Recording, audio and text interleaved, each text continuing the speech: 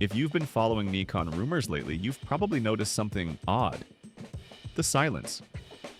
A company that just a few years ago was roaring back into relevance with the Z9, Z8, and the stunning retro-styled ZF is suddenly quiet. Too quiet. And that's raising a big question among photographers and enthusiasts alike. Is Nikon in trouble again?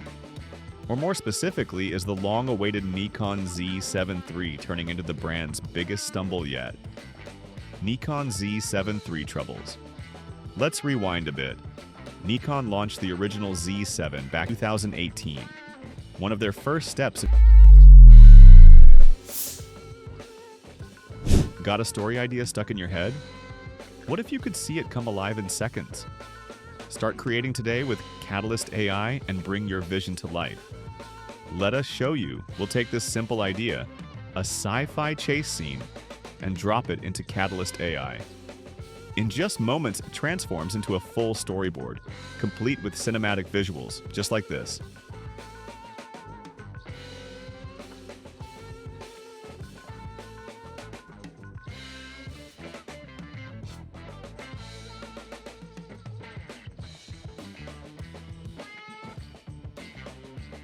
So, whether it's a YouTube short, a pitch for your next film, or just a wild idea, Katalist AI makes editing effortless. You can choose presets, save your own templates, and keep creating without limits with the excellent price options. From anime to commercials, kids' stories to emotional dramas, the possibilities are endless. Check the link in the description to get started right now. Perfect, but it set a tone. High resolution, beautiful color, and that classic Nikon image quality. Then came the Z9 II, refining the formula. Dual processors, better autofocus, improved reliability. For many, it became the ideal stills camera for landscapes, portraits, and studio work. But here we are, 5 years later, and there's no Z9 III in sight. Not even a teaser. Meanwhile, Sony's A7R5 and Canon's R5 have evolved into full-blown hybrid monsters. Even Nikon's own lineup has moved forward. The Z8 and Z9 completely changed how people viewed Nikon mirrorless performance. So why does the Z7 series feel like it's frozen in time? Insiders and industry watchers have tossed around a few theories. One is that Nikon might be abandoning the Z7 name altogether, possibly rebranding it under their new ZDR or ZF style product line, a shift that could blur the line between photography-focused tools and hybrid movie-oriented models. Others say Nikon is stuck in a product identity crisis. The Z7 series was always meant to be the resolution king, a pure stills camera. But in a world where everyone wants hybrid tools, cameras that shoot 8K video, high-speed bursts, and cinematic color profiles, a photo-first body suddenly looks niche. And yet, that niche matters. There's a loyal community of photographers who want a lightweight, high-megapixel, photocentric body.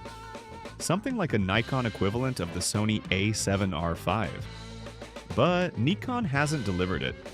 Even more concerning, the Z9 II is constantly on promotion.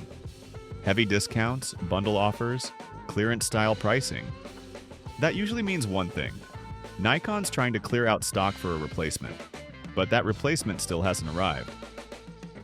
So, what's taking so long? Nikon's panic. Here's where things get interesting, and a little messy.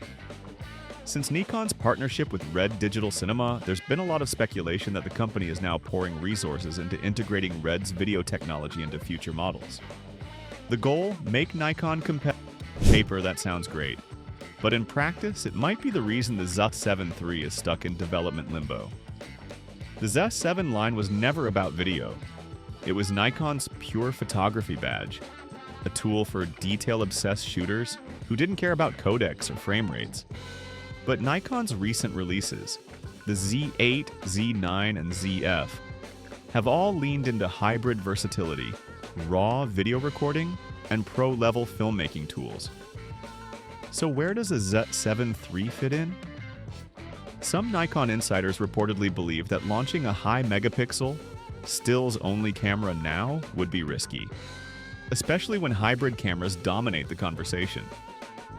The problem is, not doing it might be even riskier, because by ignoring the dedicated photographer segment, Nikon risks handing that audience over to Sony and Panasonic. Sony's A7RV, for instance, delivers 61 megapixels, advanced AI autofocus, and full-body IBIS, all in a sleek, dependable package. Panasonic's S1R series offers a similar appeal for still shooters. Nikon once owned that field with the D850. Now it's losing it. And let's be honest, Nikon's track record with timing hasn't always been stellar. They were late to mirrorless. Then they rushed with the Z6/Z7 and had to catch up later. The Z9 and Z8 turned things around, but now that momentum seems to be fading. Even loyal Nikon users are starting to wonder what's going on. It's not just speculation, it's sentiment. And in an industry as small and passionate as photography, sentiment matters. From Nikon's standpoint, the Z9 II is both a reassurance and a repositioning move. The reassurance part is clear. It solidifies Nikon's status as a leader in professional mirrorless imaging. But the repositioning is more subtle. It's about showing that Nikon can move as fast and as flexibly as its rivals without losing its DNA. Over the last 2 years, Nikon's momentum has been building steadily. The Z8 gave users Z9 performance in a smaller, lighter body. The Z6 III showed Nikon's commitment to balancing video and photography performance in the mid-tier market. Now, with the Z9 II, Nikon is rounding off its lineup with a flagship that not only competes, but defines. What's particularly impressive is Nikon's software-driven evolution. The company is no longer relying solely on hardware upgrades to stay relevant. Its firmware updates for the Z8 and Z9 added real improvements, like better AF algorithms, improved subject detection, and raw video options, long after release. That approach has earned Nikon something rare in 2025: trust. The Z9 II is expected to launch with Nikon's most advanced firmware ever, built from lessons learned across the entire Z lineup. The camera isn't just a replacement, it's an evolution of the Nikon ecosystem itself.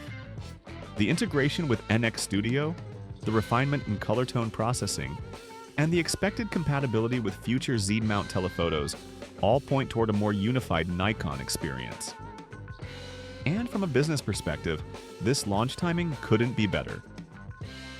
Canon's R1 is still under wraps, Sony's A12 is rumored but not confirmed, and the professional market is actively waiting for the next big thing. Nikon stepping into that gap right now feels deliberate. The Z9 II might not need to reinvent anything. It just needs to show the world that Nikon still knows how to lead. When the Nikon Z9 II officially arrives, it won't shock anyone with its looks, but it might surprise many with its polish, intelligence, and quiet confidence. It's the product of a company that's no longer trying to prove itself. It's just doing what it does best, delivering tools for professionals who value consistency, reliability, and refined performance over flashy specs. Some will call it an incremental update, but that misses the point. This is Nikon's understanding of timing. It's the right product in the right year, an answer to the evolving expectations of hybrid creators who need one camera that can genuinely do it all. In 2021, the Z9 announced Nikon's comeback. In the near future, the Z9 II will declare Nikon's maturity. And maybe that's what makes it special. It doesn't scream for attention, it earns it. Because sometimes being about right is exactly where greatness lives. Please write down your thoughts in the comments below, and as always, thanks for watching.